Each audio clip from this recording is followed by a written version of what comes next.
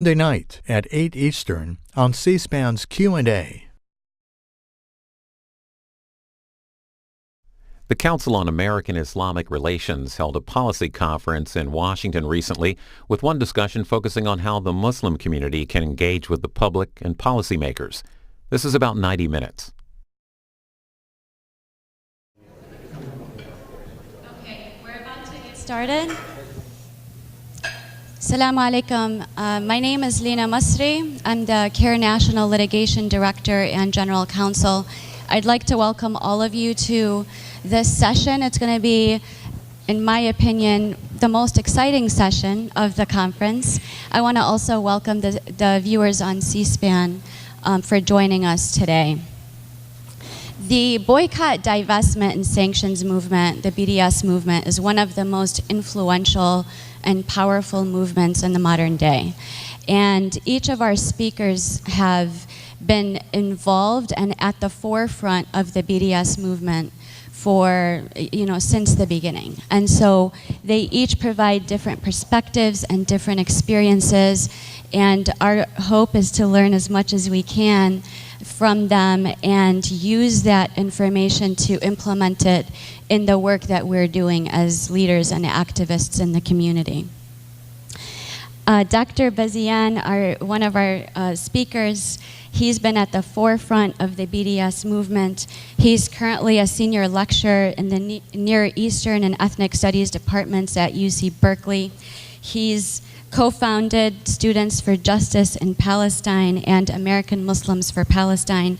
He's been a leader of the BDS movement since the beginning and a signatory to the U.S. campaign for the academic and cultural boycott of Israel.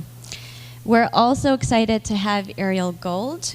She holds a bachelor's degree in policy analysis and management from Cornell University and a master's degree in social work from State University of New York. She's a founder and current staff at CodePink. And we have our very own Gadeir Abbas, who's a senior litigation attorney with CAIR. He's also the president of the National American Muslim Lawyers, and he has his law degree from Case Western Reserve University Law School. So I'd like to start this session, Dr. Bazian, if you can provide us with a brief overview and history of how the BDS movement came into being and what it is. Assalamu alaikum and good morning. In terms of dating the BDS movement, one have to step back a little bit to speak of the South Africa anti-apartheid movement, because the inspiration and the development of the BDS was to follow and to take the example of the South Africa anti-apartheid movement and to try to use the same type of approach that made the anti-apartheid movement successful.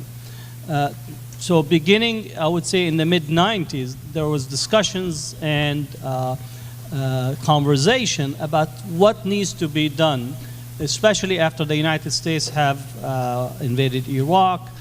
There were a limited number of Palestinians coming from abroad to study, so how to actually deal with a changing landscape in order to bring as many people as possible to speak proactively on Palestine.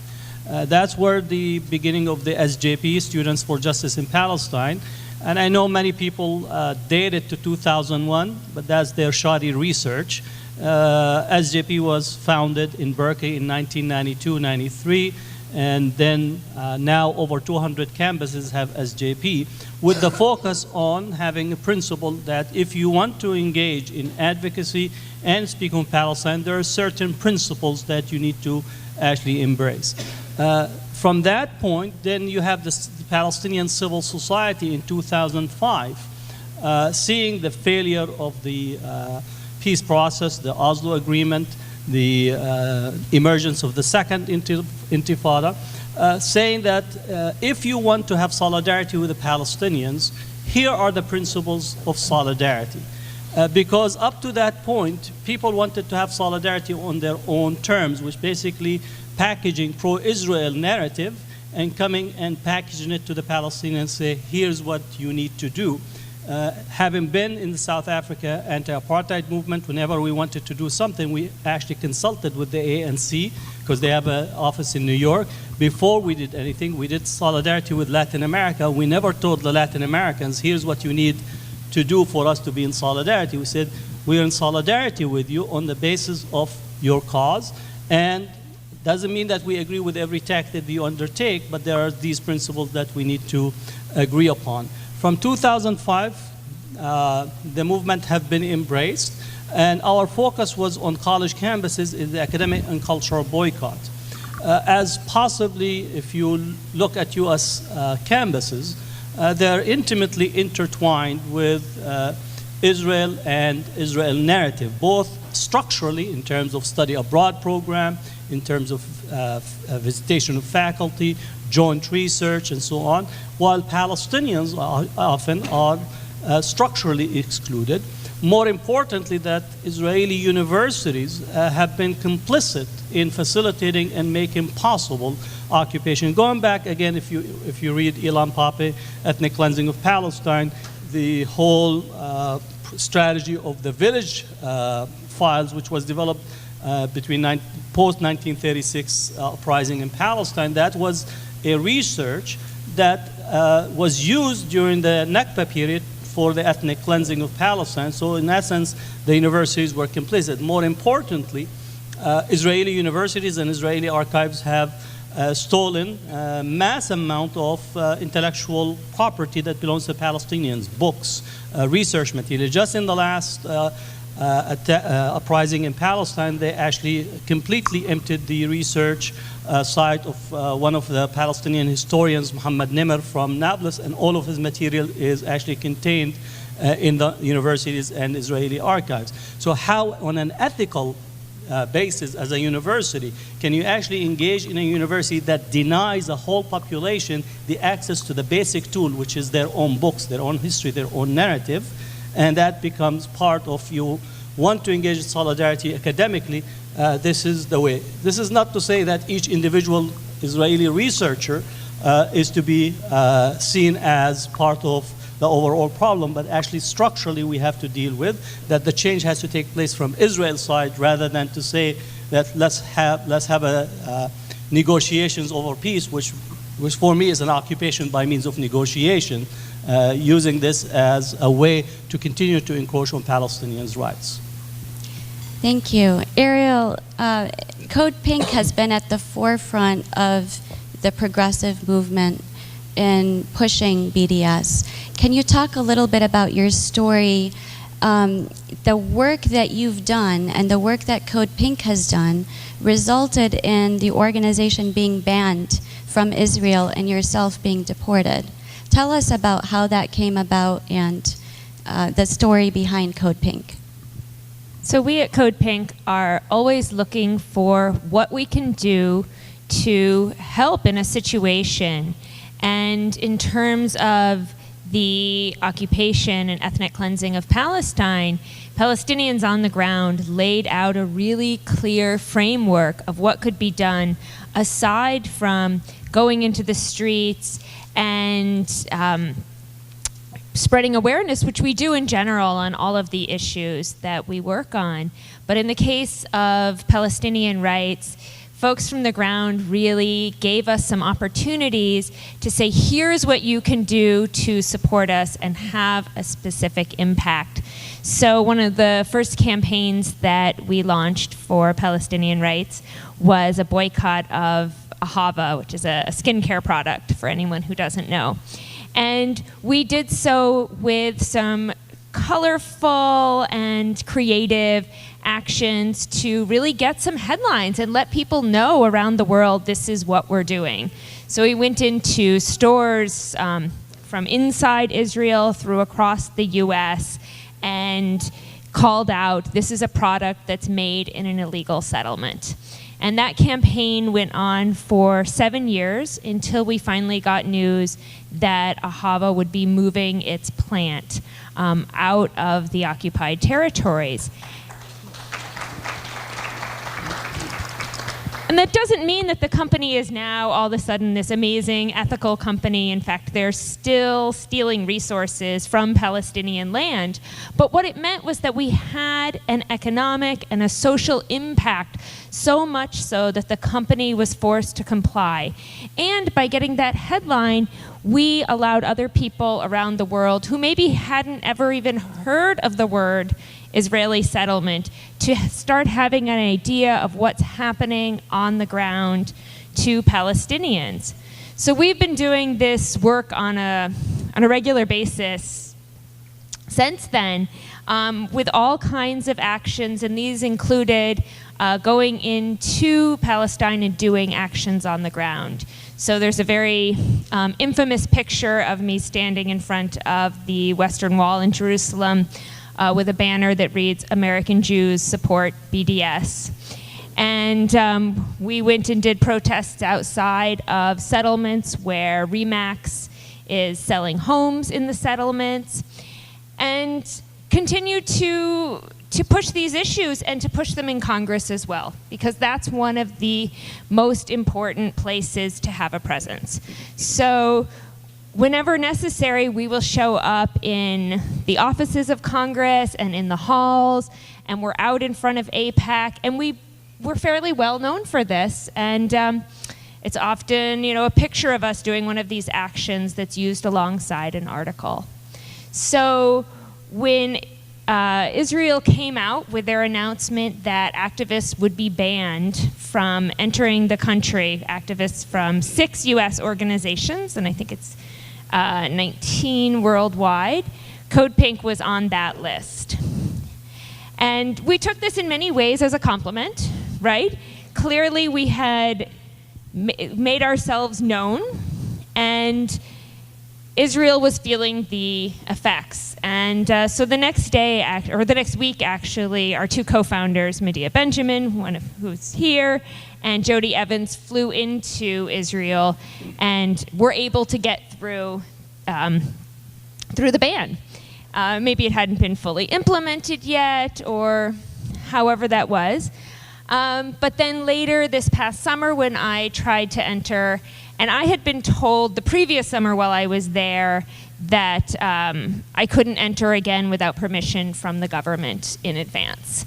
So they had become quite upset with me throughout the summer for having been there and getting headlines inside of Israel in Israeli newspapers for participating in protests and for working alongside with Palestinians. So when I showed up at the airport this time, and this time I had gotten a visa in advance from their consulate, they were furious, and I spent about 7 hours being questioned, and most of the questions actually didn't have to do with BDS. Their interest in their racism really just shines right through with these things. Most of the questions were, why would you work with, why would you have friendships with, why would you know Palestinians? Why are there Muslim names in your phone? And after 7 hours, I was promptly put on an airplane back to the US and called an extreme boycott activist. And what we see both from Israel enacting this BDS ban and what we see from the anti-BDS legislation is that this is just a real tactic of bullying. These are gag rules where it's said to us, they keep saying, and in fact Israel has said this again recently, criticism is fine. It's fine to criticize Israel as long as you do so within the confines of how we tell you to do so. So in other words, it's fine to criticize as long as it's not effective, as long as you're not actually impacting change. And that's something that we're clearly not going to take to, because any time that we're trying to push on a social issue that we're using criticism, the goal is social change. So these red lines of saying you can critique as long as you're not trying to change anything are completely unacceptable to us. Thank you. The BDS movement has become very effective, and it's spurred many groups to push anti-BDS legislation. Gadeir, we're involved in some of that litigation. Can you talk about the litigation that's going on that's challenging the anti-BDS legislation, and what legislation is in place? Sure. So there are more than 20 states now that have either executive orders issued by the governor or laws passed by their legislature that punish BDS activism. So these laws vary a little bit from state to state, but the general principle is we're going to boycott the boycotters.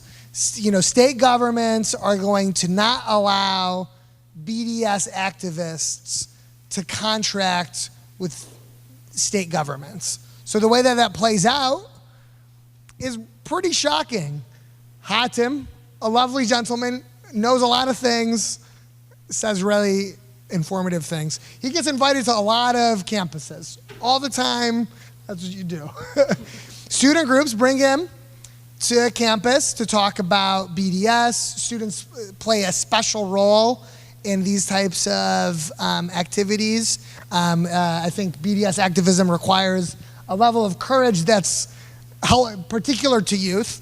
And when the MSA at ASU, at the Arizona State University, invited him to come speak, when they sent him a speaker agreement, it asked Hatem Bazian to certify that he will not engage in any BDS activism during the duration of that agreement. They asked Hatem Bazian to certify that he would abandon all his BDS activity. That is a very bold governmental action. It's ambitious. And so, we sued, we sued. It was, and what was wonderful, what was encouraging about it was the law is really good. It really is. The United States does a good job of protecting free speech rights. It really does. There's shortcomings certainly, but probably do a better job than Europe, probably do a better job than Canada, and you can say really unpopular things in the United States. You really can. And they were trying to prevent people like Hatem from speaking about BDS. And the Constitution is really clear. Have you all heard of the Boston Tea Party? Boycott activity has a really storied history in the United States. In the kind of seminal boycott case in the United States is a black community in Claiborne County, Mississippi in the 60s issued a set of demands to white merchants, for integration, for desegregation. And the white merchants said, ignored it, didn't satisfy those demands. So they said, we're going to boycott you all, and we're going to encourage other folks to boycott you all. And then some of the white merchants got together and sued the NAACP, who was leading this boycott effort, and other key leaders of that boycott. And they lost. They were ordered, to begin with, lower courts in Mississippi ordered the NAACP and these black leaders of the boycott to pay for the lost business for the white merchants that were operating segregated spaces and doing all sorts of terrible things. And the Supreme Court in the 60s, a really long time ago, in the 60s, said that absolutely not. You're boycotting is expressive activity. It's a form of speech. And the government can't punish viewpoints, and they can't constrain the ability of Americans to associate with one another and encourage folks from buying things or doing things. And so in Arizona, they immediately gave up. They said, we'll remove that provision from the contract, even though the law very clearly requires them to include it. There's no question that that's what the law says. they're not interested in applying the law because they're scared of Hatem Bazian, and they know he's not going to give up his BDS activism, and he's going to insist on his constitutional rights. So they gave up, and they immediately, Arizona State University, within days, I think it was like a week or two, agreed to remove that requirement that campus speakers certify that they're not going to engage in BDS activism for their duration of their agreement. There was another injunction a little bit broad, or that enjoined the entire law that the ACLU got, I think 2 weeks ago, just at the end of September. There's a lawsuit in Kansas. That law is also enjoined. And so there's really, this backlash has really generated overreach. And even some people that are opposed to BDS in principle don't want campuses to be restricting speakers on the basis of their BDS activism. So it's really an opportunity to kind of show the hypocrisy of opponents of BDS and contribute a revitalizing of free speech rights. The lawsuit that Gadeir talked about, the youth were a central component of it, and really the youth have been very organized in pushing BDS resolutions across the country. Dr. Bazian, you had the foresight to establish Students for Justice in Palestine, SJP, which is a very strong organization that has been behind the BDS movement. Can you talk to us about why you made the decision to invest in the youth and what you were looking to establish with that? Again, I think looking at how change can be brought about, the youth, the universities have been a major site for transforming society. And I got my early work both at San Francisco State and UC Berkeley, where now we're in the 50th anniversary of the free speech movement and the anti-Vietnam movement that gave birth to ethnic studies. You have the School of Ethnic Studies at San Francisco State and then Berkeley. So that history is very important when we speak about SJP. I think it's very important that SJP is born at Berkeley, an important site of countering the narrative. And the students have been in the forefront. Environmental movement, students were in the forefront. ADA, American with Disabilities Act, I remember in terms of the platforms that were written that moved up from students, from universities to major centers of power. So the students have been very important. Now again, the point is that at a certain point, relative to Palestine, there needed to be anyone who wants to advocate and speak to Palestine was welcome to the space of SJP. And the process was to actually capture the student space by getting student governments to actually take a position. In the same way when the anti-apartheid movement, at the time I wrote the plank that actually called for boycott of Coca-Cola on US college campuses. I was the national chair of People of Color Student Coalition, and that's how the student resistance to apartheid in South Africa was focused on Coca-Cola. Coca-Cola was present on campus. You go to the student union to get a lunch, Coca-Cola is there. You go to the football field, Coca-Cola is there as a sponsor. So that made it a local site, because thinking about South Africa was way out there, but thinking of your decision, a moral and ethical decision, whether you take Coca-Cola or not, that was a decision that you need to make. And on the back of this, we have the social responsibility clauses that we instituted in university contracts. So universities have social responsibilities clauses, and I think what we need is to renew the push for the universities to adhere to the social responsibility clauses that says that they should not be in sweatshops. Just recently, 3 years ago, we managed to get the university out of the prison industrial complex. Now, don't be surprised. The UC system was actually investing our retirement in the prison industrial complex. And just for you to be a professor, that you're standing there and teaching, I said that we should wear a t-shirt. This class is brought to you by the prison industrial complex, because essentially we're sponsoring and investing our resources. So in essence, you have to make education contingent on an ethical and moral position, and make, again, those who are within the institution, again, to take the effective decision that this is something that they need to embrace. So students have been in the forefront across the country. University student councils have adopted the PDS call. The graduate students at the UC system, which is system-wide, voted by almost 2/3 majority to embrace BDS, and now we're moving toward the faculty ranks. The American Studies Association, the Asian American Studies Association, Native American Studies Association, and last year we had a major TIF within the American Academy of Religion. So we're going through the ranks of the university and then the rank of staff unions. And I think overall, even though that the pro-Israel AIPAC are using stealth power to silence, I would say they're tugging on a losing battle. Because it's a sign of you actually having no argument, that the only argument you push is silencing.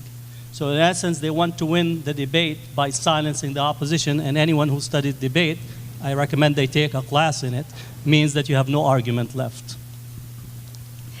Both the youth and progressive movements have utilized social media platforms to both energize activists and leaders and behind the BDS movement, but to also garner support. How have social media platforms been an effective tool in promoting BDS? Well, I want to start by agreeing that when your tactic is silencing, it's often the first thing that will happen is that it will backfire. If we look at states like Kansas and Arizona, across the U.S., a lot of people until the past year may not have known what BDS is. They may not have heard occupation of Palestine or illegal Israeli settlement. But with these lawsuits, with this silencing, with Israel's new laws banning BDS activists, it's all of a sudden in the New York Times, it's in the Washington Post, it's in the Intercept. The case that you spoke about in Kansas, where a teacher refused to sign an agreement that she wouldn't boycott Israel in order to take a training, caused this lawsuit. The ACLU came out for her. As you said, there's an injunction, and it was all across newspapers, and these go all over social media. So when it became discovered that Airbnb was listing homes in settlements, and they are still listing homes in settlements, hashtags started to trend, the hashtag stolen homes, and people started to realize what was happening, and these stories start to be told of what's happening to the land, the Palestinian land. Who owns this land? How did Palestinians get removed from the land? Is it now a firing zone? This settlement is there, and what it means to be a settlement where Palestinians, or even anybody, often even somebody from the outside, a visitor with a Muslim name, need not apply to rent there. And people start to draw these connections between the civil rights movement here and the anti-apartheid movement and the struggle for equality and freedom in Palestine. And nowhere is this more easily done than on social media, as you said. So when I was denied entry to Israel in July and deported, as the security was placing me on my flight back, I happened to take one picture of myself on Facebook and said something, with some caption, "Israel is right now denying me entry and deporting me back to the U.S." Well, that went viral. And it remained a headline in Israel for a good week to 2 weeks. And it went viral across the world. And I think it gave people a lot more freedom to begin to speak out and talk about the denials of entry that have been taking place against Palestinians all the way back to 1948. I may have gotten headlines as a Jewish American, but this is actually a really common policy. And when we have things start to trend and start to get attention, more people feel free to be able to speak up about their own experience. The youth really have been very inspiring, and they've shown a lot of courage when it comes to challenging anti-BDS legislation. Gadeir, can you talk about why it's so important to have the youth be front and center in the litigation that's challenging anti-BDS laws? Well, SJP is probably one of the greatest sources of BDS activism in the country. They're on so many campuses that MSAs and SJPs are really in a position to kind of wage a very strong national type of campaign against these laws. And the other thing is, as a student, there's just a little more courage sometimes, because you have you don't necessarily know how hard things are, so that could be an advantage a lot of times. And also the other for student groups that are contracting, a lot of these BDS laws build in a requirement that government contracts use these include these certifications that no one's engaged in BDS activism. The other, besides student groups, it's kind of for-profit corporations that are doing this, and it's hard to get for-profit corporations to engage in BDS activism or take, what is a growingly popular position, but still a controversial one. So it's really probably going to be left up to, in significant part, student groups pushing back against these laws, both by generating activism and by suing the states when they can. And for the students, suing is fun. It's a very fun thing to do. It's a good thing to do to your government. There's nothing more patriotic than suing the federal government. I mean, that's America right there. I want to pose this question to each of you.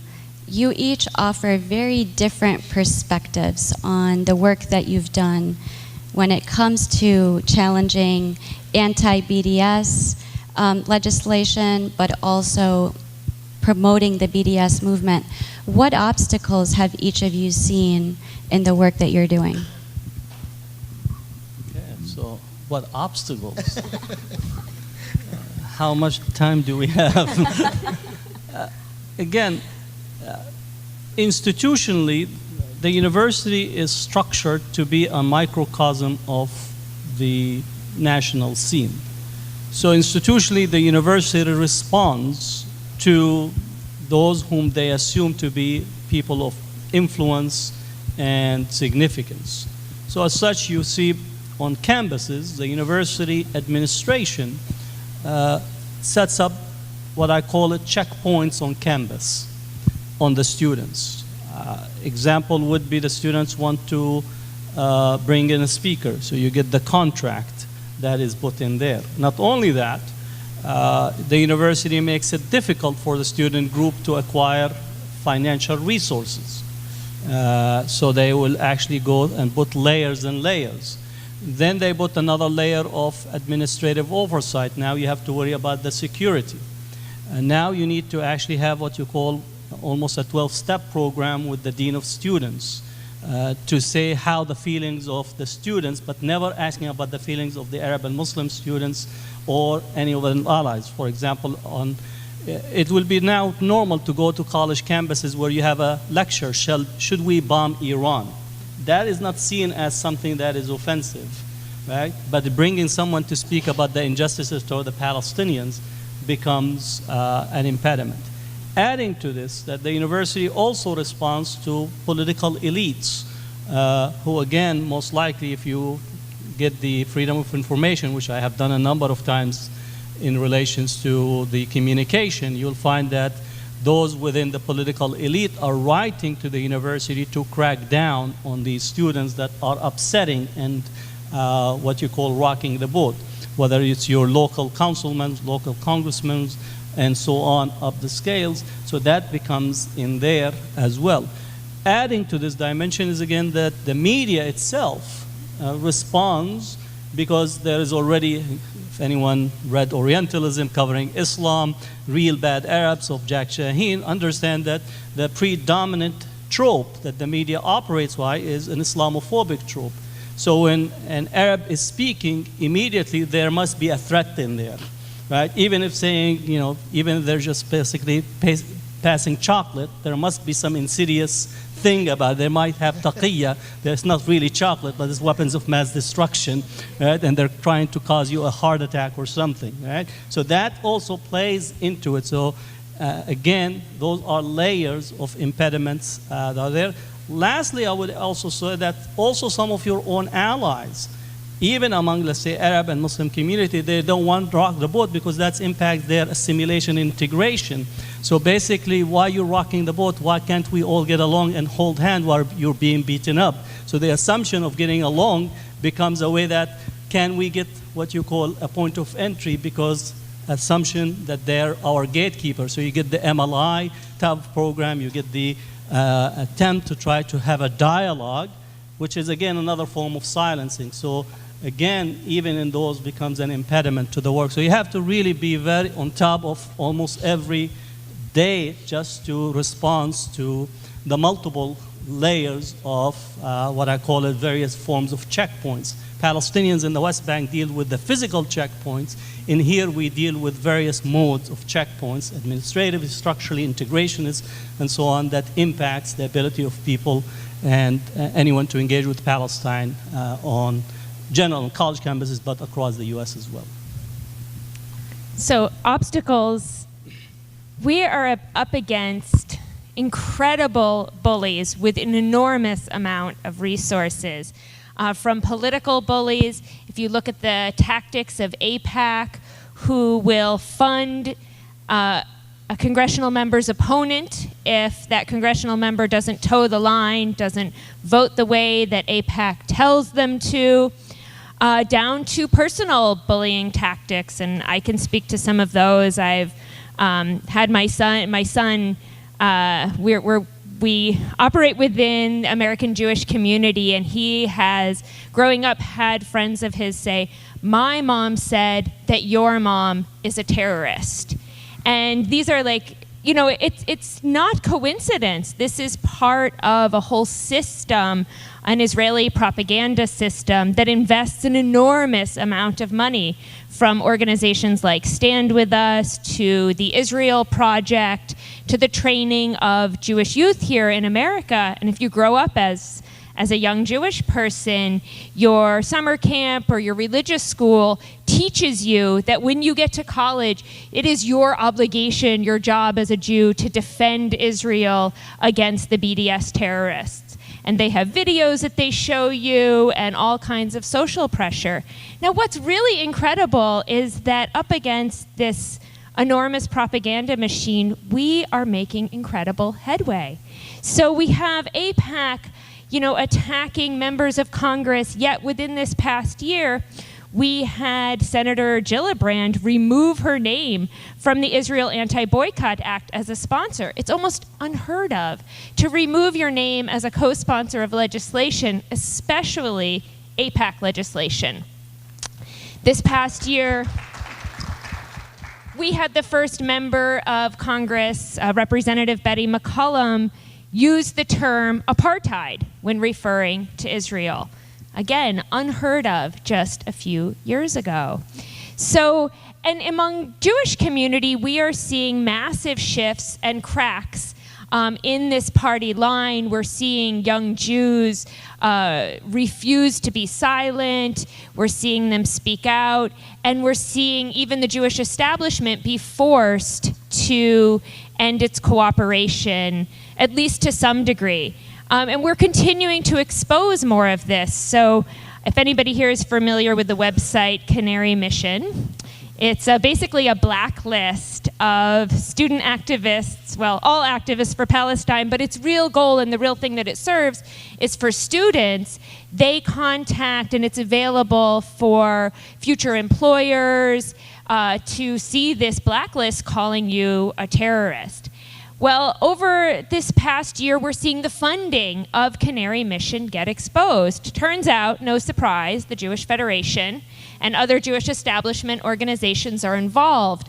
But what's interesting here is that members of the Jewish community, young Jews, are saying, no way, this isn't where I want my community's money to go. So despite what we're up against, we are making incredible, incredible headway. So I have a really small piece of this. Ariel and Hatem are doing such a great job. We don't really. All we just got to make sure is that Hatem and Ariel can go to campuses and speak where they want to be, want to speak, and where student groups invite them. I think probably on kind of from a legal end, the challenge is really, the backlash against the success of BDS activism is an opportunity to embrace, free speech rights, right? They're ours. They're not somebody else's. They don't just live in the First Amendment. They're ours, and we get to use them. And the way we use them is by involving ourselves in litigation. And, if your state is restricting your ability to express yourself on matters of immense public importance, what our country does with billions of dollars, if your state government's doing that, or if your school is doing that, you should sue them. You should definitely sue them, because your rights are being violated. And you shouldn't leave it for somebody else, because somebody has to do it. Ariel and Hatem are doing it. Sometimes people say some mean things about you guys from time to time. It happens. So it's not fun always to fight back, but it's important, and it's something that we're, the folks in this room are probably privileged to be doing. And, many of you touched on this, but a lot of activists that get involved in the BDS movement, including Dr. Bazian and Ariel, have been smeared very aggressively.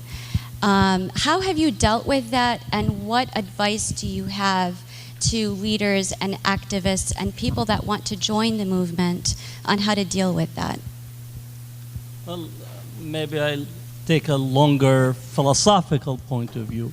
If you're in the business of making history, don't pay attention to those who are only focused on the change that you are bringing about. So whether you read about prophetic figures, all prophetic figures have been demonized. You think that Moses, when he walked into Egypt to speak to Pharaoh, was he celebrated? He was chased out. He was about to be killed by Pharaoh. If you think about the narrative of Jesus, Abraham was chased out of his own neighborhood and his own community. If you think about historical figures, we read history of people who made a difference. We don't read history of people who were silent. I never read a book by a person who was silent for 60 years. We read actually books about people that spoke and spoke truth to power when it actually was most impactful. So in this sense, I understand the demonization, I understand the attacks. My own street, I woke up in one morning and my whole street, all the cars were tagged with pamphlets and flyers saying that I'm a terrorist, myself and Rebecca from Jewish Voice for Peace. So you get up and all of your neighborhood, all of the neighbors' cars have this, and I was taking my kids to school that morning. So I just removed it from the car and just drove my morning. I tend to take the perspective that you just don't pay attention to those who are demonizing, continue to do their work, because they want you to be fearful, one, and then they want you to take 30 or 40% of your time to focus on them. Let me say you are unimportant for me to take 30% of my time to focus on you. Justice is what is important, and that is why my focus. So you need to have a laser focus in what you need to do and what you need to understand. That doesn't mean that you don't take account in terms of safety, security, and attention, but don't let them derail you from really the goals and the focus that you have to undertake, and I think this comes with the territory. I have many colleagues in different parts of the university that have not spoken on any issue of magnitude, and there's nobody actually demonize them or anything. Almost on a daily basis, I read a slew of emails, complaints to the university, So literally half of the university is preoccupied about what I might do. Say, well, that's good, I'm making history. So keep filing, keep monitoring. And when I want to write my biography, I'll ask you for all the details as a historian. And you have organized it by date, by time. And most likely you've taken some pictures of the different outfits that I wore over the generations. That's my attitude. We have an incredible community by which we can lean on each other for support. And I'm speaking specifically of lawyers like Gadeir. I'll tell a personal story. When I was early beginning to do this work on a national level, I had invited Bassem Tamimi to come to the US, and he was doing a speaking tour around the US, and that involved coming through my small hometown of Ithaca, New York, in upstate. And we were there, and I ran into my daughter's previous third grade teacher.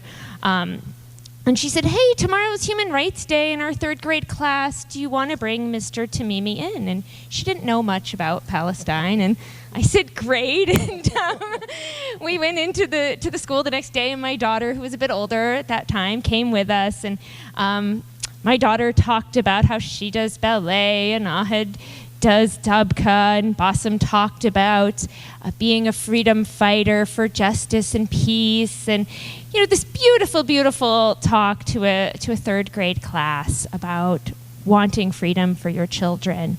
And we all left feeling wonderful. And within a couple days, there was a lawsuit against the Ithaca City School District, charging that I had brought somebody to teach terrorism to an elementary school. And the principal of the school, within a couple days, had death threats, and who hadn't known much of anything that was happening either. And the teacher had death threats, and they were calling for the teacher to be fired and for the principal to be fired. And my teeny tiny town of 30,000 had to spend many tens of thousands of dollars on lawsuits. Now, what was incredible was that early on in my level of activism, I all of a sudden was getting calls from Palestine Legal, who were connecting us with the ACLU and over saying, we have your back. We have your back. We're working with the teachers union. We're protecting her job. We're fighting back against the death threats, and we have your back. And they did. And it was this moment of realizing that I was not alone in this struggle, and that we have an incredible community. And I don't know how you all do it as lawyers, because they come at you so quickly, and so many of them. But as activists, we know that somebody has our backs. Gadeir, as lawyers, we face certain challenges when we try to address these issues of defamation, where activists are attacked very viciously sometimes by the anti-BDS movement. What are the legal challenges that we face, and what can we do legally to help the activists in those situations? Yeah, in terms of people saying that you support terrorists, that you're a Hamas operative, that you're Osama bin Laden's cousin, whatever it happens to be, there's really not much. There, on the legal end, it's it just comes with the territory. If you're going to engage in BDS activism, someone is going to be saying something terrible about you. That's just the reality of it. And I think that the opportunity for lawyers is, there's lots of student groups that are navigating these really complicated issues. Maybe they formed a justice coalition, and now there's a student group that is, wants to bring in some IDF soldiers to talk about how great the IDF is, and they want to join the justice coalition. Are they obligated? Are they obligated to accept it or not? And so there really is a lot of space for lawyers to be providing advice to so many groups that are trying to navigate the various manifestations of this effort to institutionalize barriers to BDS activism. Can I add just, for those who want to engage in PDS, I think it's important for us to look at struggles of other people, in particular the African Americans. If you just look at the level of demonization that the African Americans have continues to be under, for example, black-on-black violence that they use as a frame, or single mother household for the African American community, or rolling in with the drugs and so on as a community, as if the person being shot have anything to do with. And again, it's a way to demonize and not to address the issue that a cop should not kill a 13-year-old just in a matter of seconds. And all these frames are tropes in order to demonize the victim and victimize him once more time. And again, as individuals who are active in the BDS movement, you need to understand that the demonization that is taking place toward you is in essence to victimize you and victimize the Palestinians again, because a bullet kills the person once, but the writing and the media kills the person in the consciousness of thousands of people and kill them many times over. So you need to be aware in comparisons of these struggles so we can understand what demonization and the function of demonization, so we don't fall into the trap of beginning to use those frames toward our own selves, because the worst thing is to develop double consciousness in the fight for justice, where you actually begin to lose your own consciousness as you engage, because you internalize the demonization tactic. And that's, again, one of the most sophisticated that you need to be aware of in order to prepare yourself and not to allow it to actually seep into your own consciousness. And the label of anti-Semitism has been very effective, and it's even been leveraged against leading Jewish scholars and Jewish leaders at the forefront of the BDS movement, like Norman Finkelstein, for example. How has this label been used against Palestinian or pro-Palestinian activists, and what is your experience with it? I would say what a shame that this label is being used. We're currently in a time under the Trump administration when real anti-Semitism is on the rise, where Jewish cemeteries are being desecrated, where we have people marching in the streets saying Jews will not replace us. And this is a real serious threat, not just to Jews, but to people across the world, because it's part of a rise in so many forms of hatred, Islamophobia, black racism, racism against black people, so much more. And so when this term is misused, when advocates for Palestinian rights are accused wrongly of anti-Semitism, it diverts the attention and the work that needs to be done to struggle for equality and against all forms of bigotry and racism. And it's become a term that is just so easily now thrown around, where any criticism of Israel is called anti-Semitism, and that is so far from reality. Luckily, we are seeing some support for this, even from more mainstream Jewish groups like J Street, to be able to legitimize that you can be critical of Israel. Unfortunately, those groups are not helping differentiate between BDS being called a form of anti-Semitism on its own. And I think this is our work to really put out the story of what BDS is. BDS is really, to me, it's common sense. I don't want to buy or invest in products that are unethical. And that's whether they're made in settlements or whether they're made in sweatshops. This is just common sense. And we have to frame it within the history, from the Boston Tea Party to the lettuce boycott and so on. And so it's up to us to really tell that story. How has faith played a role in the BDS movement? Are there any considerations that you've taken in using faith to promote the BDS movement? Well, I'm a person of faith, so I bring my faith to all my engagement. So it's not a matter of checking faith outside and saying, I'm working for BDS. You have to take a long view of history and have faith that, again, that the arc of history is long, but it tips toward justice. And you need to understand that even though that you might feel at a certain point that the odds are overwhelming, you have to actually have a deep faith that justice will prevail. that no matter what the challenges that are there, that you can overcome them. But also have a deep trust that in the human consciousness that it is possible, and at a certain point that will be transformative. And what you're doing is actually engaging in transformative justice in the work that is there.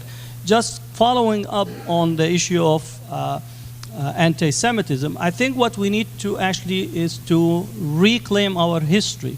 I always challenge the notion of that we have a Judeo-Christian tradition. I'm saying where was it and where is it? Because the history of Judeo-Christian relations, if you take the history from almost 2,000 years, it's been genocide, it's been pogroms, it's been inquisitions, it's been expulsion, it's been Holocaust. Is actually the more appropriate word to be used is Islamo-Judaic tradition, and there's far more history in there and far more actually real relations, community building, forming bonds that are generational. And I think what we need is to leverage the history, because what does, at least those who advocate for Israel and Zionism, they want to only say that the relationship only goes through Israel, and we're saying no. There is actually far more meaningful relations, both historically and in the contemporary period, that we need to speak about, and not to allow the definition of anti-Semitism that was European in its making to be superimposed on the relationship between Arab Muslims, Palestinians, and Jews. And I think what we need is to be the ones who are forming a future horizon that reclaims our past in a real meaningful way. And I think that's where the faith and understanding has to be there, and not to allow those who want to have almost a short-term, cheap embrace of what I call imperial discourse. There's imperial religion, and I think we need to be challenging this and to actually reject it as the form of relations and to reclaim history and to shape it into the future. Ariel, have you dealt with internal attacks by the Jewish community for the work that you've done, and how have you managed to deal with that? Sure. So I spoke before about my son being bullied. I am a part of the American Jewish community, and that can be a really difficult thing to do, because by and large, the American Jewish community and American Jewish synagogues have very blind support for Israel. So I will say that when I was deported this summer, I afterwards went to my synagogue's leadership and said I'd like the synagogue to come out with a statement that Israel should not have deported me. Well, not a statement on BDS, just a statement on free speech, and that I shouldn't have been deported. And they declined to do so. They said, we appreciate you very much and your longstanding membership, and we have a variety of views in the synagogue as to whether you should have been deported. So, I think it's a little bit of what Hatem was talking about. It's a bit of internal strength, and to be steadfast that this is my community and I'm going to stay within it and continue to struggle within it. So my synagogue is part of the Union for Reform Judaism, which is one of the largest denominations of Judaism. And after my individual synagogue refused to make a statement of support for me, my son wrote an open letter in the foreword to Rabbi Rick Jacobs, who is the president of the URJ, and Rabbi Rick Jacobs replied and said it was disgusting that Israel denied entry to your mother, and that regardless of her political views and whether or not I agree with them, this type of thought police is contrary to democracy. So, I have a lot of pride in my son for doing that, and he faced some bullying coming back at him again in response to that. But sometimes we just have to hold firm to what we know is right, and know that someday I have to answer to my grandchildren and my grandchildren's children as to what I did in this time when my people committed crimes against humanity. Reflecting on the anti-BDS movement, I'd like for each of you to offer your perspective on the anti-BDS movement and what we should be doing as leaders and activists to be more effective in confronting it.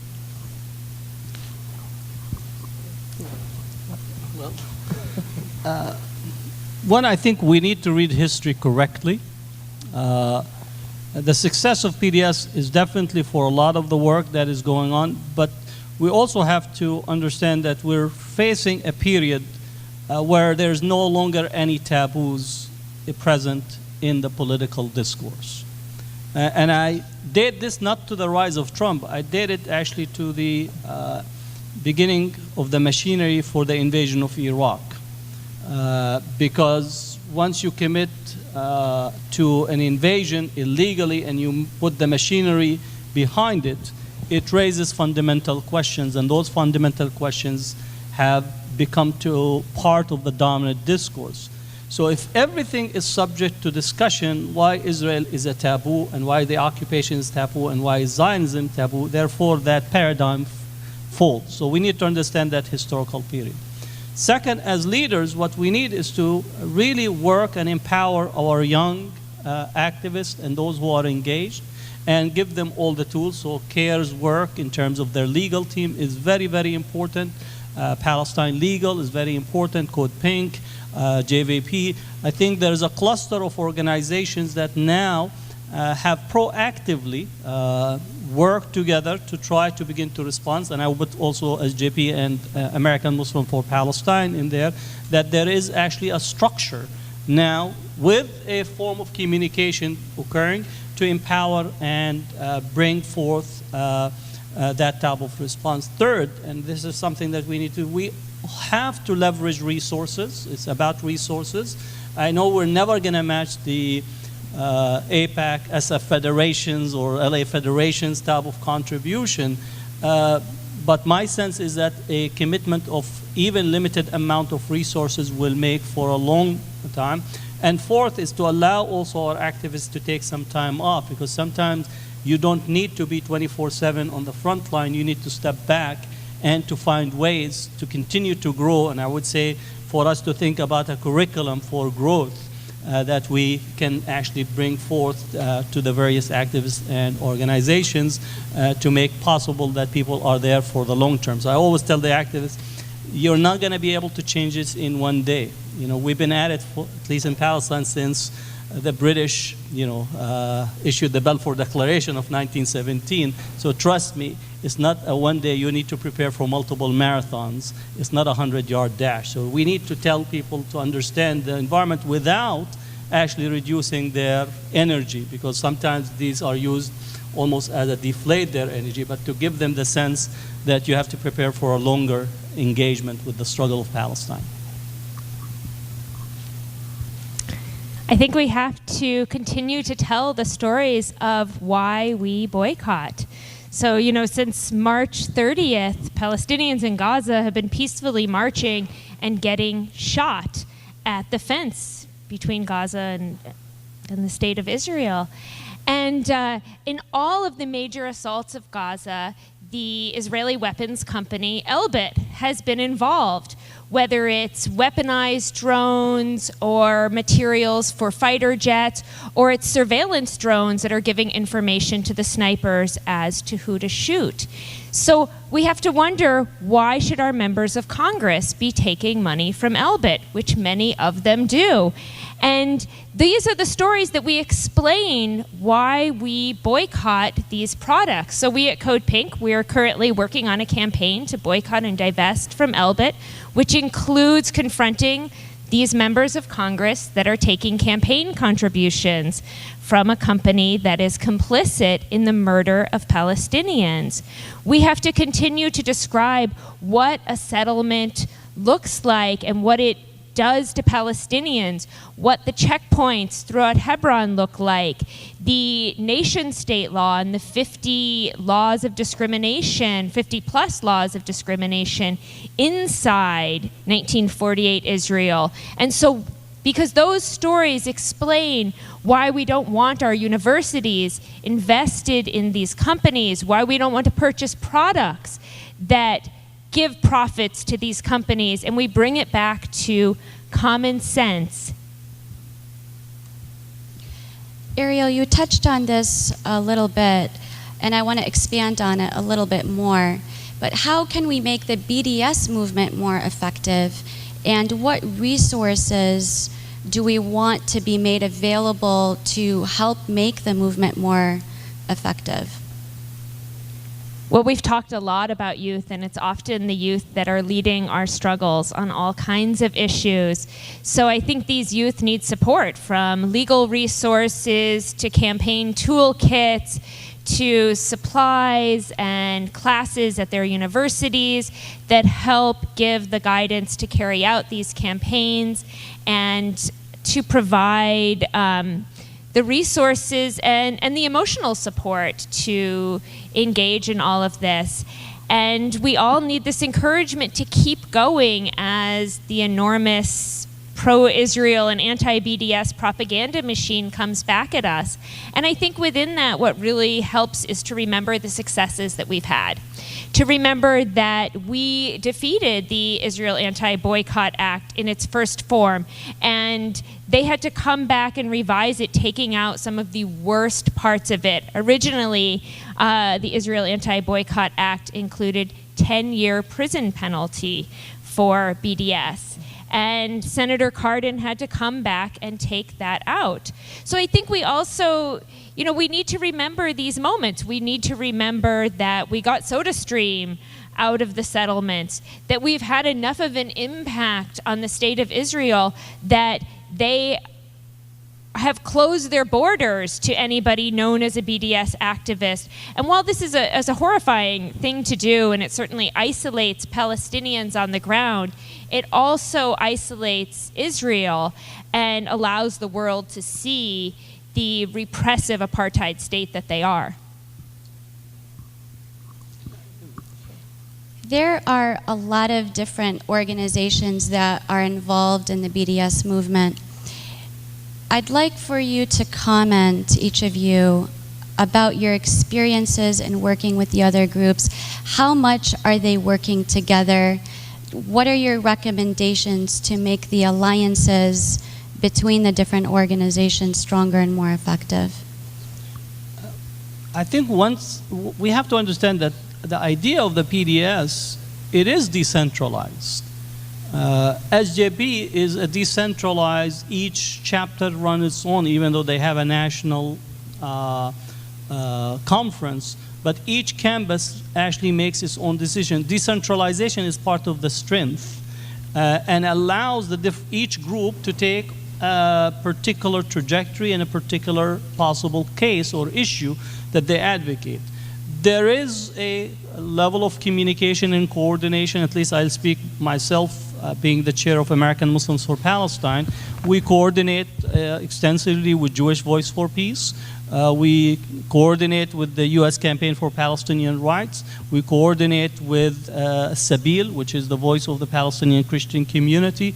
We coordinate with groups and organizations that are part of the larger umbrella that was working with Palestine. We also are in constant communication with Palestinians on the ground, with universities in there, in such a way that we are able to make sure that we are utilizing resources effectively, because there's no sense if CodePink is picking up on issue and they're advocating for a particular piece on Congress, there is no reason for us as AMP to pick that issue, but we will take what they're doing and we roll it into our advocacy day on Capitol Hill and use that resource. So there is that level of coordination, communication. It might not be that every day we're picking the phone and say what's going on, but at least on the broader strokes that there is that level of understanding that each person or each group is staying in their lane, but utilizing the resources and the communications that are taking place. So that is very positive. For SJP, there was a discussion as early as 1992-93 whether to create a central committee and organizing. I was against it from the get-go. Coming from the experience, many of the Palestinian groups in the past were infiltrated at the higher level up, and therefore it began to be that the agenda was derailed because you have a central place. But if you decentralize it, and it is actually each campus can, what you call, do their own work while adhering to the principles, it's very difficult. Even if you infiltrate everyone, and you come to, let's say, the national meeting, you come with nonsense, your nonsense is immediately exposed because it's utter nonsense, and that's the whole notions of nonsense. So decentralization has been one of the most effective tools to empower the local level and allow students from all walks of life to engage at the PDS with their own set priority, while also looking at what other campuses are developing and using in terms of the overall movement. And that's what's challenging for Israel, because or their strategic, which is an oxymoron, but that's okay, right? That they cannot have a one pill that they could solve, where they are used to try to call, engage maybe in one administrative level or possibly with one leader and so on. And now they are able to at least have some impact. In this is very difficult. You have to go campus by campus and committee by committee and neighborhood by neighborhood, and it's becoming an overwhelming task. Adding to it that Israel is embracing Trump, which is a toxic brand altogether. So now you have Netanyahu and Trump speaking on behalf of principle. I'm trying to, where is it? Where is the beef? Right? There is none in there. So in essence, their challenge, the brand of Israel, is not of our success. I say you're selling something that is toxic. Brand Israel is toxic because, again, if you're having someone that is carrying your brand that is already at such a level of negativity, and your policies are already seeing, how can you defend snipers sitting at the Gaza border and sniping at somebody 50 yards, 100 yards away, and you think that is self-defense? Right? A 6-year-old can tell you that logic doesn't work. Right? So you don't need a strategic planning ministry to actually give you a strategy that is based on completely an illogical proposition. So I think those are the elements in terms of how we coordinate in the larger context of what we are operating at this particular time. Well, I would say that we as national organizations get together on a regular basis, often over a video conference call, to talk about what each of us are working on and to see where we can support each other. And while we have individual campaigns that we're running, Jewish Voice for Peace is challenging the police exchanges between Israel and the US. We at CodePink are campaigning to boycott and divest from Elbit. AMP is planning Legislative Advocacy Day. We all have ways that we can support each other and then find times where we do come together and work all at once. And a great example of that, I would say, would be the defeating of the Israel Anti-Boycott Act. We all came together. We had all of our supporters make phone calls and send emails and show up at town halls and in offices. And it was really a very fast win. Another example of that would be the Airbnb campaign, which became very quickly a collaborative campaign from a large group of organizations, JVP, CodePink, AMP, Sabeel, U.S. Campaign for Palestinian Rights, and others. And at that time, we planned the largest single day of action across the world against a company campaigning for Palestinian rights that had been done at that time. So we continue to look for these moments and continue to support each other's work at all times. Gadeir, what can organizations, companies, students, or other leaders or activists do in order to help support or get involved in litigation efforts to both protect free speech rights of activists promoting BDS, but also to challenge anti-BDS? I think one thing that's been a little bit of a mystery to us is that there's only 3 lawsuits in the country challenging these anti-BDS laws, and they've been around now for a couple years. They're super illegal. They're very clearly illegal, but there's only 3 lawsuits. And I think ultimately it speaks to community dynamics that just make it difficult to generate litigation against the laws, because Lena and I at CAIR, we represent people on terrorist watch lists all the time, like a big chunk of what we do.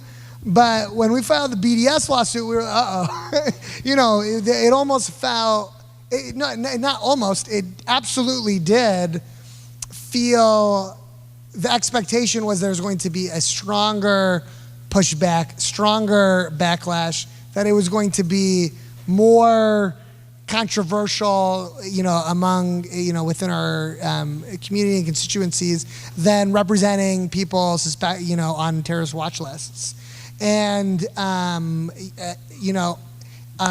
reality of the situation is that on the Venn diagram of, BDS activism, you don't actually, as like a Muslim, you don't actually have to take a position on BDS in order, to support people's right to engage in BDS activism. The level of agreement that needs to be reached is not whether BDS is good or bad. It's should people have the right to choose for themselves and in association with others to express themselves via a boycott campaign against Israel. And that's a really easy question. That's a really, really easy question, but I don't think in the Muslim community there's been an embrace of that as like a construct of these anti-BDS laws. And they do, at the same time as the answer to that question is easy,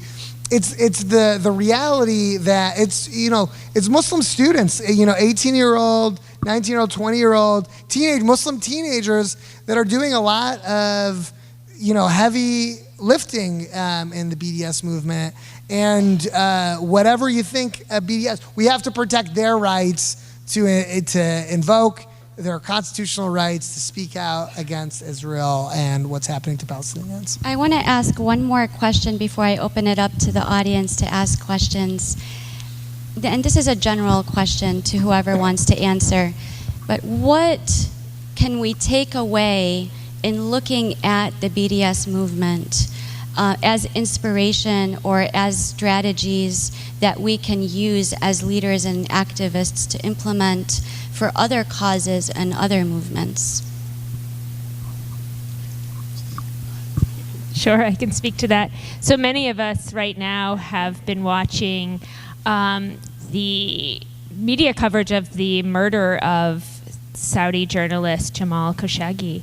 And, very quickly after his disappearance, before we had more confirmation as to the gruesome murder, companies and business leaders started pulling out of a Saudi financial conference that will be taking place later this month. It's called the Future Investment Initiative. And, we saw Uber pull out.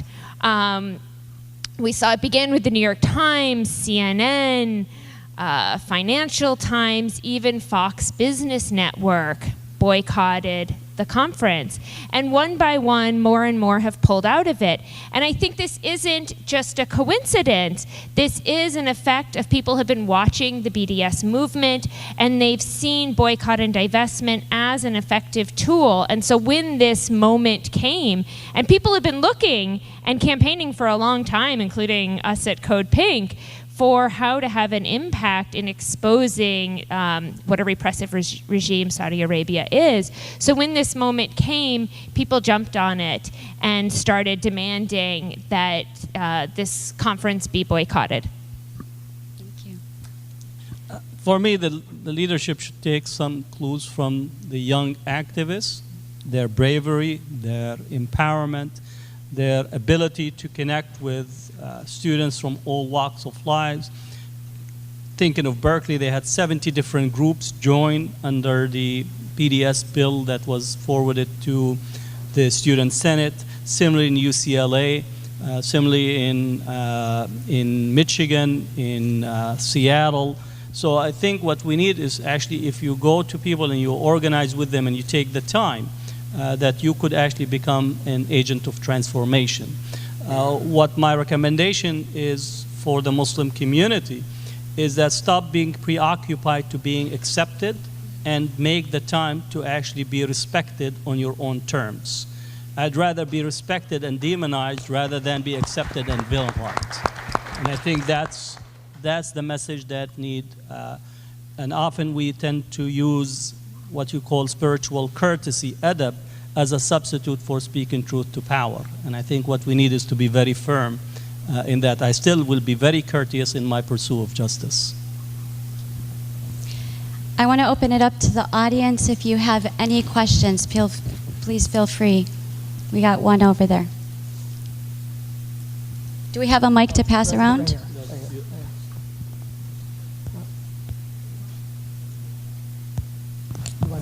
Why don't you just use this one?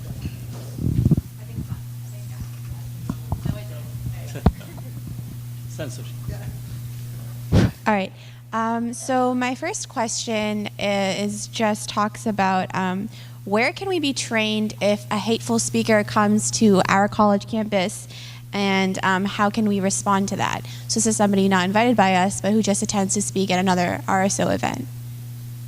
And the follow-up question is in mirror to that, how can we respond when a speaker of our own is banned from the university or the overall campus? Again, when a, let's say a hateful, racist speaker come, I'm a person that does not advocate for silencing or preventing from speaking. But what I want is the university as an institution not to lend them their stage, their resources, and their exposure. Often the university actually becomes, by its overreaction, attempting to say that they're acting to protect the students, they give more exposure to the racist speaker rather than the other way around. And as such, I think what we need is to be advocates for free speech, academic freedom, because on the other side, every time that you actually call for limitation of free speech, usually the weaker points or the weaker aspect of the community tends to actually get the short end of the stick. So I'm always aware of the university playing that political game, and they go over hyper reaction to a racist speaker as a way to hide what you call their liberal discourse that constantly actually makes almost a nod toward the normative aspect of racism that takes place on a regular basis. So I would actually caution us from moving in the direction that calling for this racist. And your ask from the university is the university should put the resources for legitimate ways to have inclusiveness and diversity on campus. For example, the university often say, well, we have a problem with diversity. Well, what are the resources in there? Right? I was in one of the meetings where the university actually allocated I'm trying to remember the exact amount, less than $300,000 for diversity. And the rationale is that we have to put turf on the football field, and therefore our resources are taxes. And my response, why don't you get students of color to line up your football team? At least you'll have diversity and colorful field instead of actually putting the resources. So again, you have to actually always demand on the university to take the action to make sure that you have an inclusive, diverse, hospitable environment at the campus. And if the racist speaker in there, that they should not be the megaphone for them by overreacting in order to make themselves that they appear to be the ones that are advocating for inclusiveness. At UC Berkeley, again, and you look at any campuses, diversity maybe appears at the BA degree level, but at the graduate does not exist. At the rank of the faculty at Berkeley, again, the last time I did the statistical work, right, 87% of tenured faculty on UC Berkeley, the most diverse campus supposedly west of Moscow, 87% of tenured faculty are white. Right? If you remove ethnic studies and EECS, electronic engineering, computer science, high concentration of Asian American faculty, you'll come to 94% of the faculty are white. 78% of them are white men. Okay? So they act and overreact in this way as a way to shield and actually engage that they're actually defending the mega narrative of diversity. But if you actually go below the surface, you'll actually see the same type of dynamics. So we want you to be sharp in your analysis and not overreact emotionally to say that I need what you call a place where I can't hear or I can't engage the persons that they are bringing to campus. Gadeir, to address the second part of her question, what should students do when a speaker is banned? Organize, bring lawyers. file a lawsuit, take over, have a sit-in in the dean's office because you're saying we're a university. Well, all ideas needs to be explored. I'm with you. I'll be the first person to come and let's have a sit-in. I enjoy sitting. I have no problem with sitting on the floor. Right? We pray at sitting on the floor. So that should be, had the civil rights movement acted, quote, politely, we would not have seen the transition and the transformation. So even those who are assuming that they right now celebrate Martin Luther King, at the time that Martin Luther King was actually marching, most likely they were on the other side calling for his arrest. So we need to actually study the moment at the moment, not nostalgically pose the movement. And I think that's what we need to be assertive. I think we have time for one, maybe two questions. Go ahead.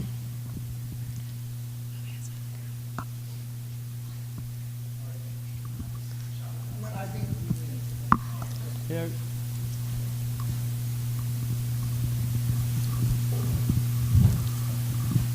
So my question is for Gadeir. Gadeir, just listening to you, you sound very confident that these laws are blatantly unconstitutional.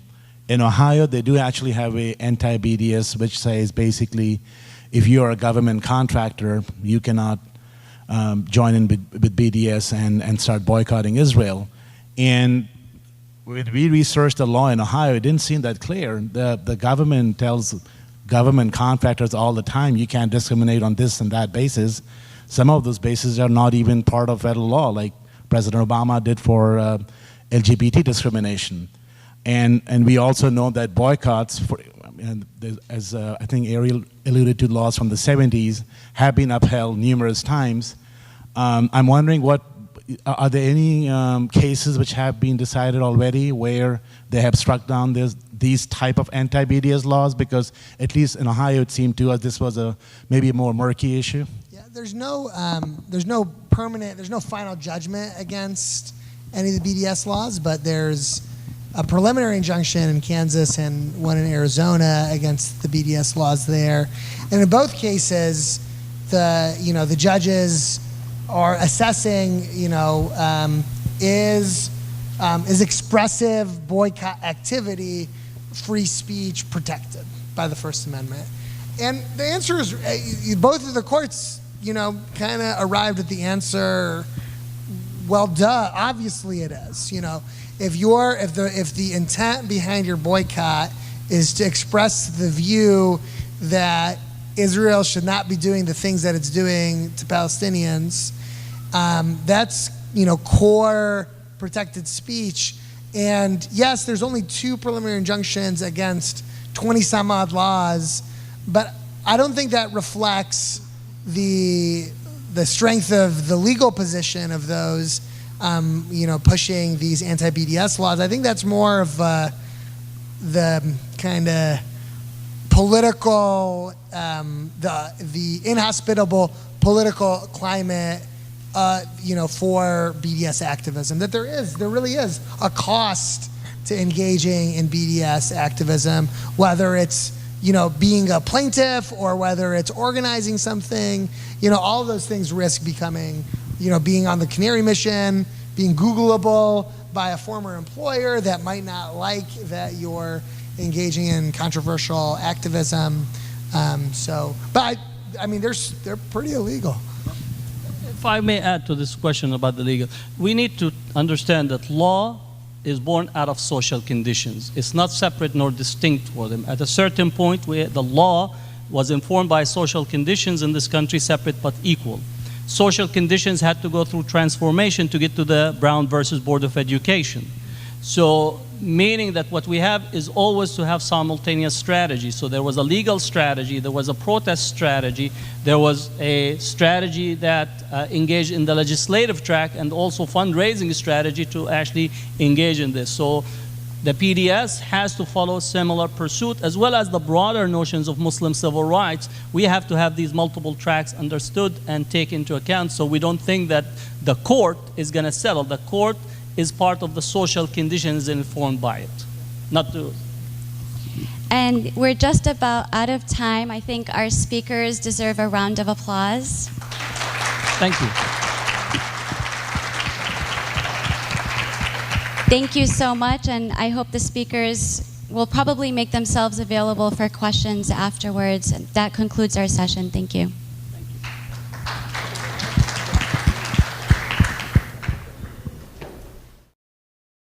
As your primary source for campaign